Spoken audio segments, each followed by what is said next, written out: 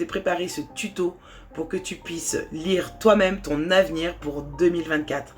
Car oui, c'est tout à fait possible. Bien sûr, cela va te demander de la concentration et surtout du temps. Je vais te montrer un programme étape par étape et je vais te donner des conseils pour mieux interpréter ces tirages. Donc j'espère que tu es prêt et je te dis c'est parti. Voici les 5 étapes que je te propose d'effectuer. D'abord de connaître ton chemin de vie, puis tes années numérologiques. Ensuite, tu feras un tirage annuel, puis quelques tirages domaines. Et pour terminer, tu répondras à tes questions avec des tirages oui/non. Pour tout ça, tu auras besoin de ton jeu de divination préféré, de temps et de patience. Il te faudra tout noter, bien entendu, et de quoi faire des recherches dans des livres ou sur Internet. Passons tout de suite à l'étape numéro 1 qui est de connaître son chemin de vie. Pour calculer son chemin de vie, il suffit d'ajouter son jour, plus son mois, plus son année de naissance et de réduire le résultat à un chiffre entre 1 et 9. Certains peuvent prendre en compte les nombres 11, 22 et 33. Tu passeras ensuite au calcul de ton année numérologique. Pour cela, c'est très simple. Il va falloir que tu ajoutes à ton jour de naissance et à ton mois de naissance le chiffre 2024 qui correspond donc à l'année 2024. Comme le chemin de vie, tu devras réduire le résultat à un chiffre entre 1 et 9. Moi, je te parle de connaître tes années numérologiques, puisque je considère qu'une année numérologique démarre à la date anniversaire. Mais la plupart des numérologues parlent plutôt d'années personnelles, c'est-à-dire de janvier à décembre. Concernant ces 2 étapes de numérologie, il faut savoir qu'il y a différentes écoles. Pour ma part, concernant le chemin de vie, je ne prends pas en compte les nombres 11, 22 et 33. Mais si tu es l'un de ces chiffres et que tu veux prendre en compte cette interprétation de ces nombres-là, tu peux.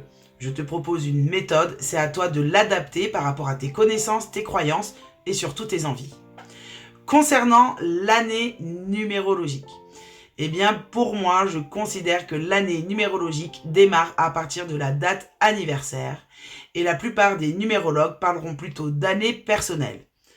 Qu'est-ce que l'année personnelle? Si par exemple tu es né au mois de mai et que tu tombes sur une année numérologique 5, ils considèrent que tu es en année personnelle 5 de janvier à décembre 2024 par exemple. Pareil, là ça va être à toi de décider. Est-ce que tu choisis de parler plutôt d'année personnelle ou d'année numérologique?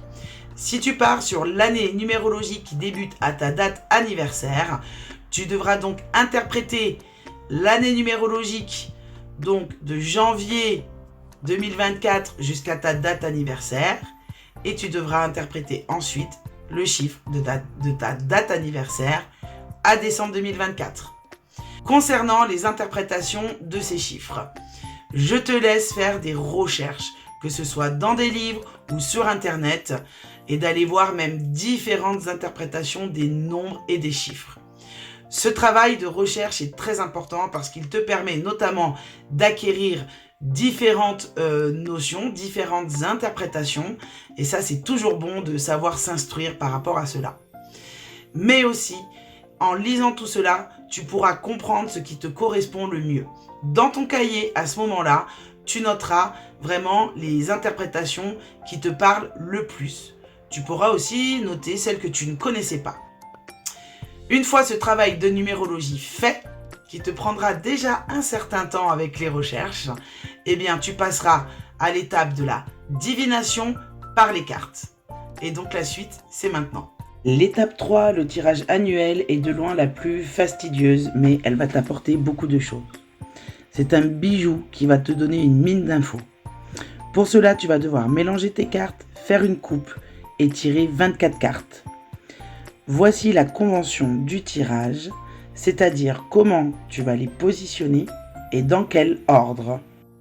Dans un premier temps, tu tireras 12 cartes que tu placeras comme ceci. Tu recommenceras l'opération comme sur cet exemple. Tu auras ainsi 12 duos de 2 cartes pour chacun des mois de l'année. Voici 3 conseils pour bien interpréter chaque duo pour chaque mois. Dans un premier temps, tu vas interpréter chaque carte de manière individuelle, dans son sens général. Ensuite, tu pourras aller faire des recherches sur Internet ou dans des livres. Après, tu feras pareil pour la deuxième carte.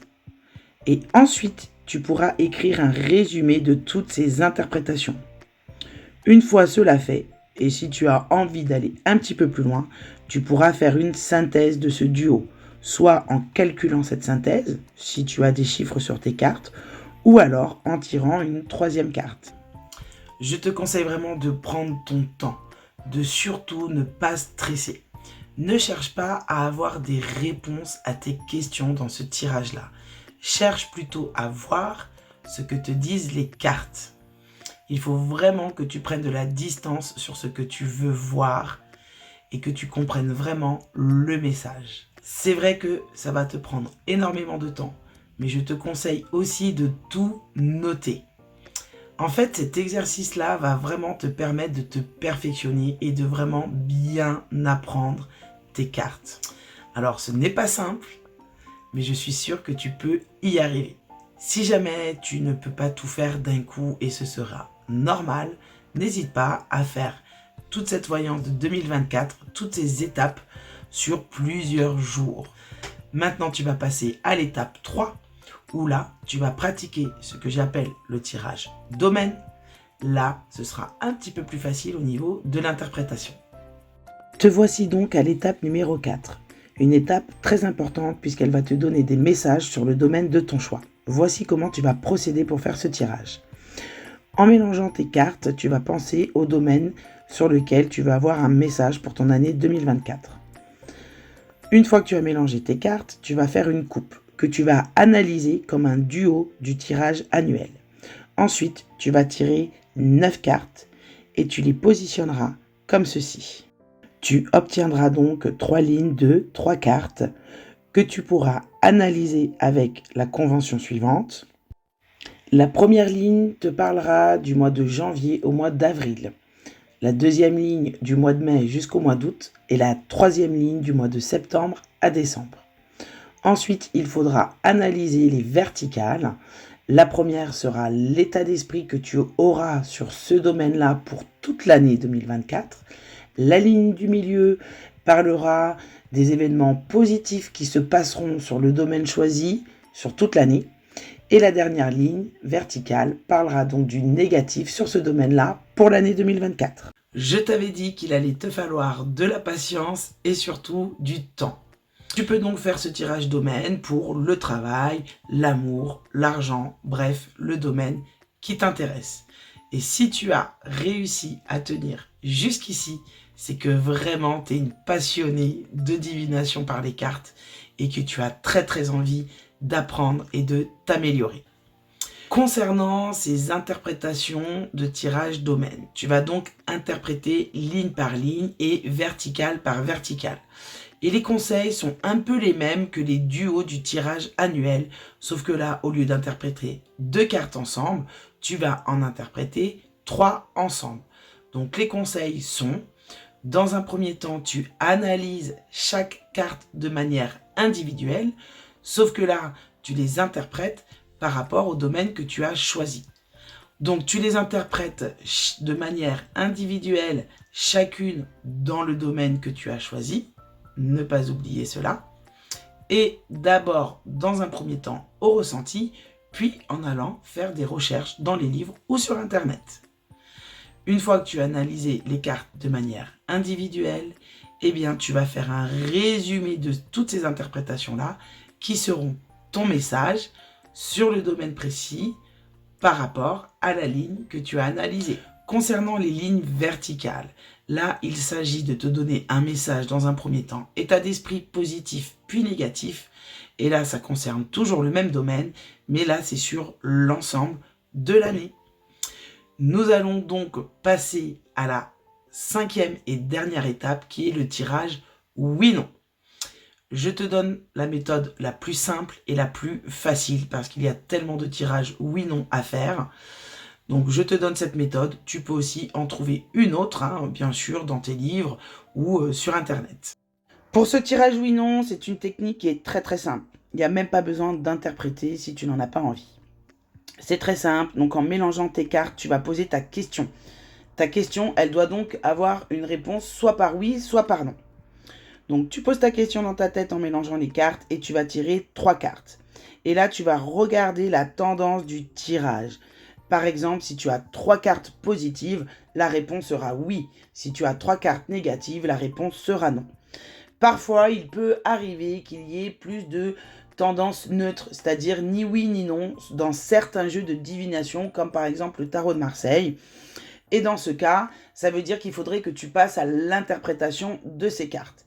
Mais si vraiment tu veux juste un oui ou un non, regarde la tendance de ton tirage. Si tu veux décider de tirer 5 cartes, c'est tout à fait possible. Par contre, je te conseille vraiment de tirer un nombre de cartes impair, parce que si tu tires un nombre pair, eh ben, tu peux avoir des égalités, et ça risque de te prendre plus la tête qu'autre chose. Merci d'avoir suivi ce tuto, j'espère qu'il t'a plu. Si tel est le cas, un petit like, ça fait toujours plaisir. Si jamais il y a des choses que tu ne comprends pas, que tu veux me poser des questions, n'hésite pas à m'écrire un commentaire. Je te souhaite vraiment du courage par rapport à toute cette méthode-là. Surtout, prends le temps, ne sois pas stressé. Si tu le fais sur plusieurs jours, c'est pas grave, ok ? Je te dis à très bientôt pour un nouveau tuto. Bye bye.